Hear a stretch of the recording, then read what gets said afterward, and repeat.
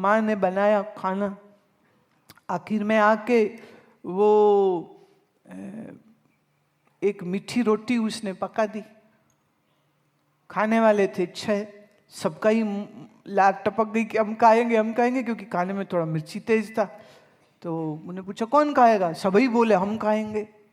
बोले तू रहने दे मैं खाऊं, वो बोले तू रहने दे मैं खाऊं। भाई बहन आपस में लड़े, पर बीच में जो समझदार थे ना वो कहते नहीं इनको दे दीजिए, एक एक ग्रास तोड़ के इन सबको दे दीजिए, मुझे नहीं चाहिए। बोले तुम्हें क्यों नहीं चाहिए, तुम्हें वो मीठा नहीं करना। कहते हम मीठे मीठे प्रभु के बोल बोल लेंगे, हमको बाहर के मीठे की जरूरत नहीं है, एक ठंडा गिलास पानी का पी लेंगे और काफी है।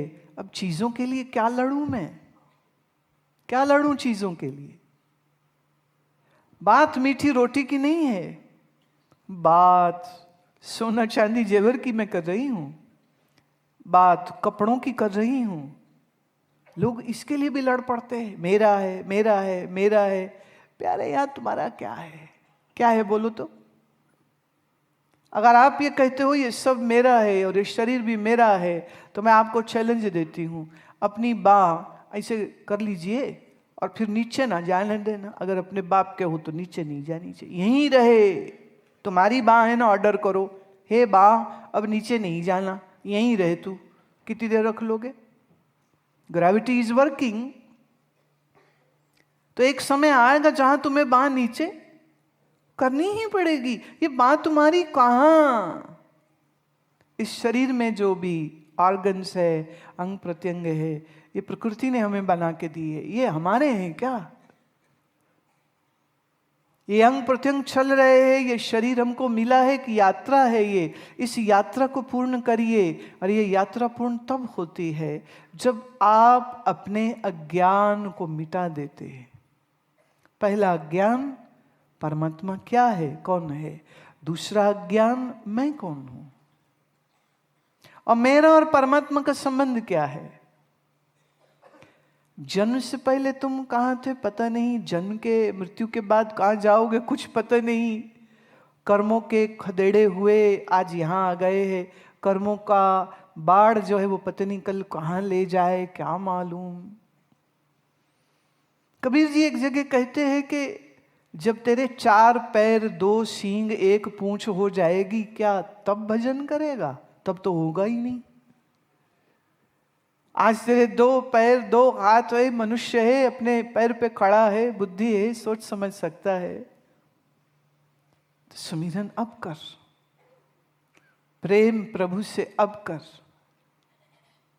इतनी बात तय है, परमात्मा आनंद स्वरूप है। और ये भी बात तय है कि तुम आत्म स्वरूप भी आनंद स्वरूप ही हो, पर ऐसा आनंद तुम्हें महसूस नहीं होता, पता नहीं चलता। क्यों? क्योंकि देह के साथ अध्यास है। अध्यास माने देह को मैं मान रखा, देह को मेरी भी मान रखा है। ना ये देह मैं है, ना ये मेरी है, ना ये मन मैं है, ना ये मेरा है। मिला है, उपयोग कर लो। फिर कहती हूं, अगर तुम्हारा मन है तो अपने मन को ऑर्डर दो कि 2 घंटे बिल्कुल शांत रहे, परेशान नहीं कर मुझे। मानता है आपकी बात मन? बोलो, आपका मन आपकी बात मानता है क्या? नहीं याद करना दुख की बात को, फिर भी याद करता है। नहीं चिंता करनी, फिर भी करता है। नहीं शोक करना, फिर भी करता है। ना मन आपके काबू, ना शरीर आपके काबू, और मेरा मेरा मेरा मेरा कह के छाती ठोकते रहते हो, मैं, ये है ही नहीं। तो वास्तव में तुम कौन हो, इसी जानने को हम आत्मज्ञान कहते हैं। और यह आत्मज्ञान सदगुरु से प्राप्त होता है। तो सदगुरु जीवन में आवे। अब मैं फिर कह दूं, गुरु नहीं जो सत्य का बोधवान है, सिर्फ गुरु नहीं जो शास्त्रज्ञ भी है। इसलिए गुरु शब्द का उपयोग जब करें तो ये बात समझे। वहां हम वेदांत में हम श्रोत्रियम ब्रह्मनिष्ठम, ये 2 शब्द का उपयोग करते। शास्त्र का ज्ञाता है, स्वरूप का अनुभव है, दृढ़ अपरोक्ष ज्ञान है, मन में वासना नहीं, मन में लोभ नहीं। ये वासना भी नहीं है कि मैं बड़ा हो जाऊं, मैं प्रसिद्ध हो जाऊं, चाहे ये बीमारी साधुओं के भी होती है, हम प्रसिद्ध हो जाए, हमारे चेले ज़्यादा हो जाए, बहुत सारे पॉलिटिकल लीडर हमारे चेले बन जाए, फिल्म वाले हमारे चेले ये उनके अंदर भी भूख है। अगर किसी के मन में ऐसी भूख है तो जानिए अभी ना तो वो साधु है तो संत तो कहाँ से होगा।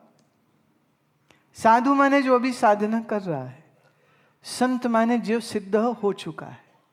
दोनों में फर्क है। साधु जो साधना करे, संत कौन? जिसकी साधना पूर्ण हो गई है। तो ऐसे जो संत है, ऐसे संत रूपी सदगुरु जब हमको मिलते हैं तब हमारे जीवन में एक अद्भुत निश्चिंतता, एक अद्भुत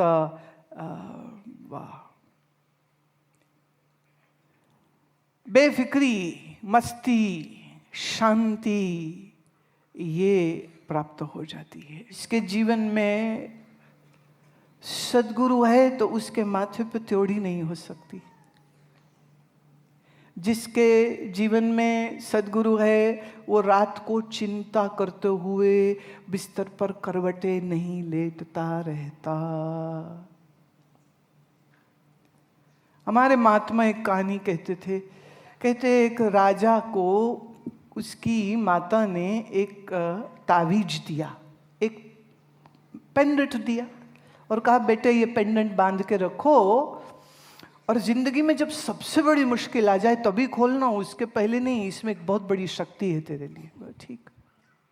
समय गुजरा, माँ भी गुजर गई, फिर राजपाट करते करते एक बार दुश्मनों ने किया हमला, राजा हार गया, जान बचाने के लिए भागना पड़ा जंगल में, बेचारा भूखा प्यासा, कपड़े फट गए, साथी कोई नहीं, पैसा कोई नहीं, जानने वाला कोई नहीं, जी हजूर करने वाला कोई नहीं।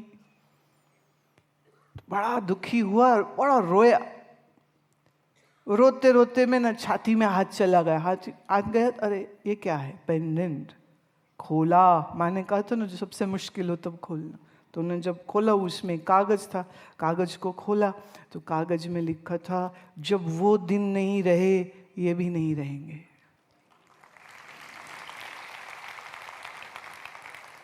जब वो दिन नहीं रहे तो ये भी। तो रो रो के उसकी आंखें सूजी थी और तो उसकी हंसी निकल गई कि मेरी माँ भी कैसी मजाकिया थी और कितनी बड़ी बात लिखती। वो इतनी जोर से हंसा, नदी पे जाके मुंह माँ धोए, एक लंबी सांस ली और शेर की तरह गरजा। वहीं जंगल में रहते उसने भीलों से मित्रता करी, ट्राइबल से मित्रता करी, उन्हीं के साथ सेना बनाई, ट्रेन किया और फिर हमला करके अपना राजपाट, गद्दी सब कुछ वापस ले लिया। पर अब ये याद रह गया जब वो जंगल के फटे हाल वाले दिन नहीं रहे तो ये भी नहीं रहेंगे। हमारी प्रॉब्लम यही है। आप पता कौन हो? आप वो कि जैसे वो होता था ना जब आप केबल से टीवी देख रहे, कोई प्रोग्राम देख रहे, वो कुछ बारिश बिजली हुई तो वो फ्रीज हो जाती, तो पिक्चर फ्रीज हो जाती। मतलब एक बड़ा अच्छा गाना चल रहा था, हीरो हीरोइन है डांस कर रहे थे और वो फ्रीज हो गई स्क्रीन। तुम वो हो जो इस फ्रीज स्क्रीन को देख के बड़े खुश होते हो। अरे प्यारे चलने दो ना, आगे कुछ और भी होगा। नहीं होगा क्या? उस सीन के बाद कुछ और होगा, फिर कुछ और होगा। कहानी ऐसी तो होती है ना। गांव में सिनेमा हॉल में एक आदमी हेमा मालिनी की पिक्चर लगी थी, वो देखने गया।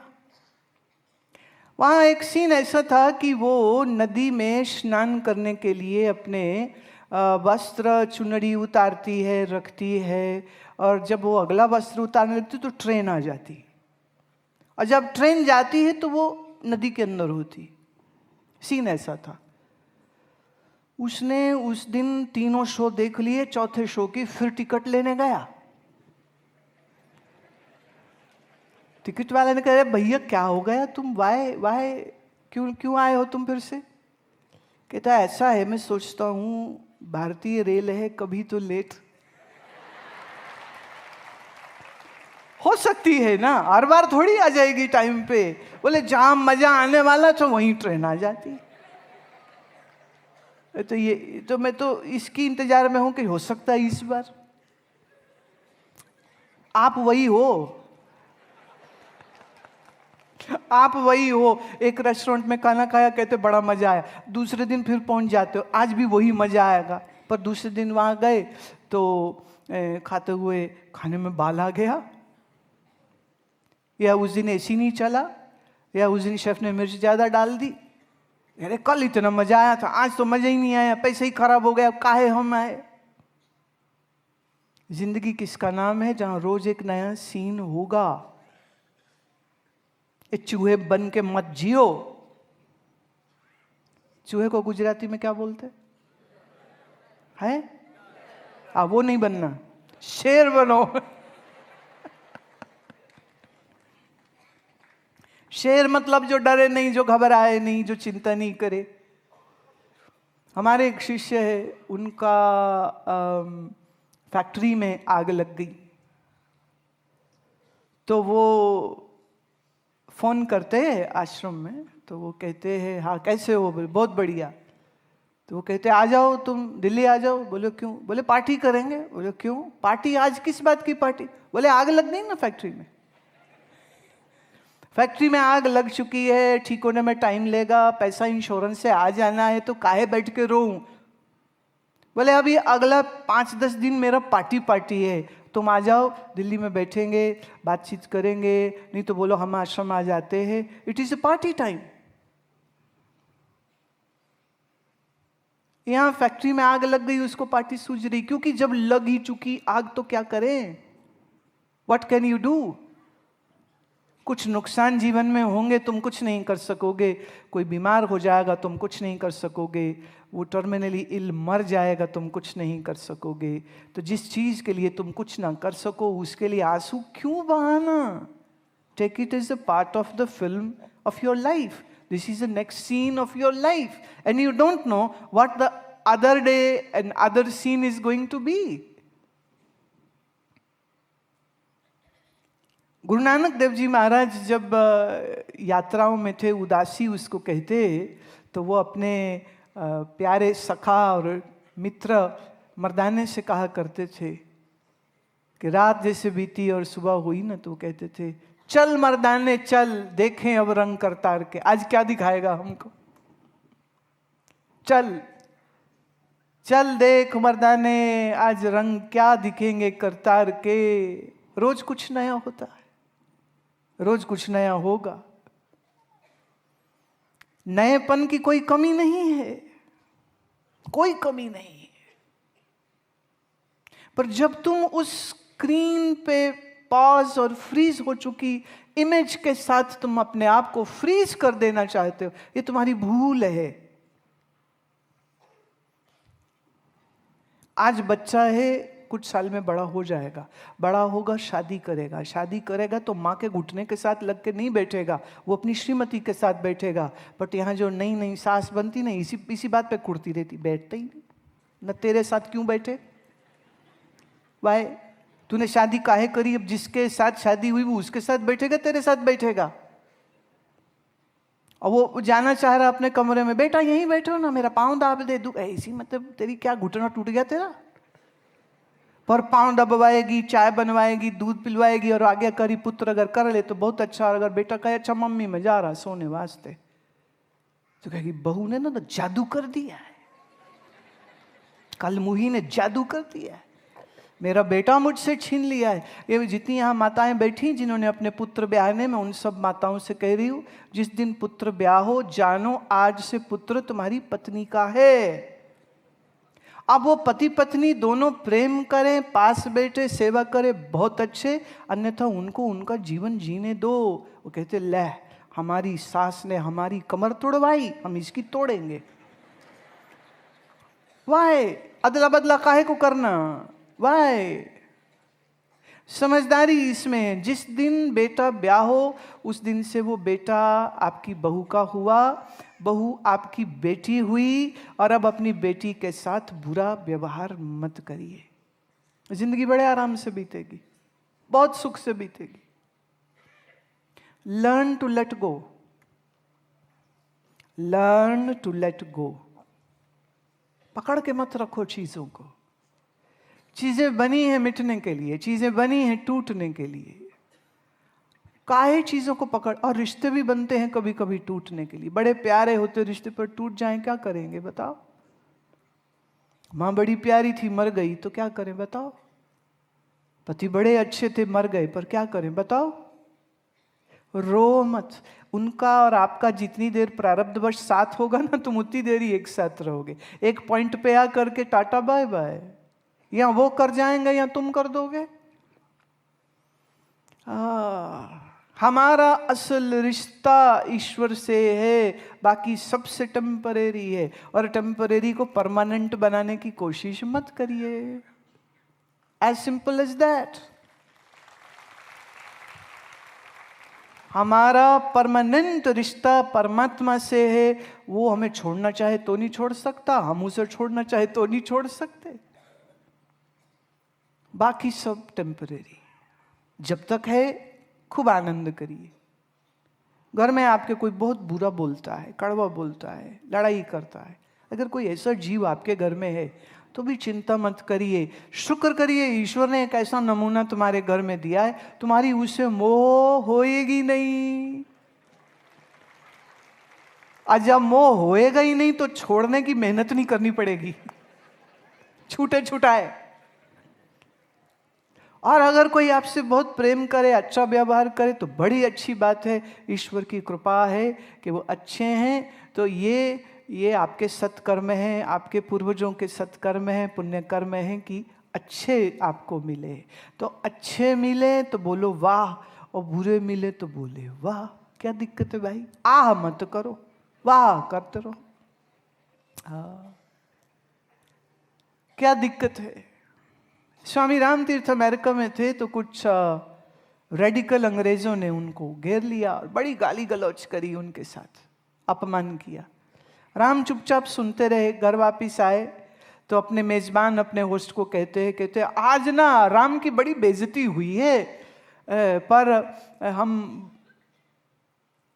उस बेइज्जती का भी एक बड़ा सुख लिया है, क्योंकि हमेशा सब लोग स्वामी जी प्रणाम, स्वामी जी आप महान, स्वामी जी स्वामी जी स्वामी जी। और बोले वहां पर तू हो रही थी मेरे साथ, हु आर यू, ये बेगर, ये फला फला।